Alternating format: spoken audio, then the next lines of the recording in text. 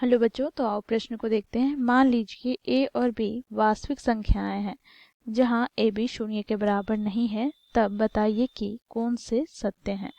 अपने उत्तर का औचित्य भी दीजिए।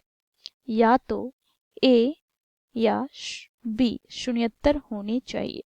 तो दिए गए प्रश्न की मुख्य अवधारणा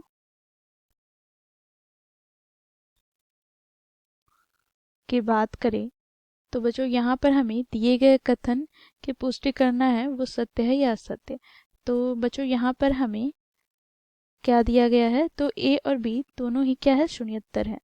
तो बच्चों यहाँ पर ए शून्यत्तर है, इसका अर्थ क्या हुआ कि ए शून्य के बराबर नहीं है।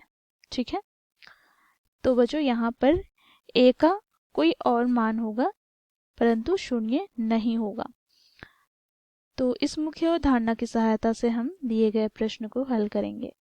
बच्चों देखो, प्रश्न में हमें क्या कहा गया है, ए और बी दोनों ही वास्तविक संख्याएं हैं। तो यहाँ पर हम ले लेते हैं, देखो ए कॉमा बी दोनों ही वास्तविक संख्याएं हैं। तो यहाँ पर ए कॉमा बी बिलोंग करता है कहाँ पर, वास्तविक संख्या आर पर। ठीक है, जिसके लिए बच्चों देखो यहाँ पर ए गुनी बी अर्थात दोनों का गुणनफल शून्य के बराबर नहीं है।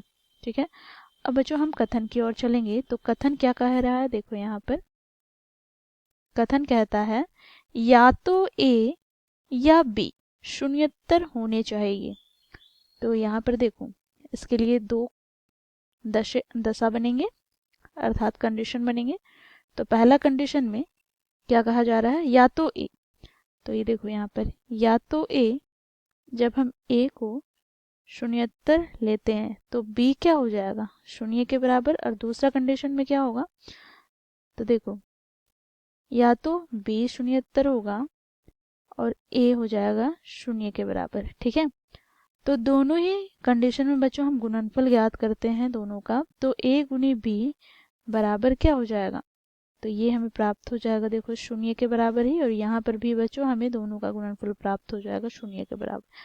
तो बच्चों देखो यहाँ पर दोनों का गुणनफल हमें शून्य के बराबर प्राप्त हो रहा है, परंतु प्रश्न में क्या बोला गया है कि दोनों का गुणनफल हमें शून्य के बराबर नहीं आना चाहिए। तो इसके लिए बच्चों देखो ये दिया गया कथन क्या है, असत्य है। ठीक है, तो इस प्रकार बच्चों हम लोगों ने मुख्य अवधारणा की सहायता से दिए गए प्रश्न को हल किया। आशा करती हूँ आप लोगों को यह प्रश्न समझ में आया होगा। धन्यवाद।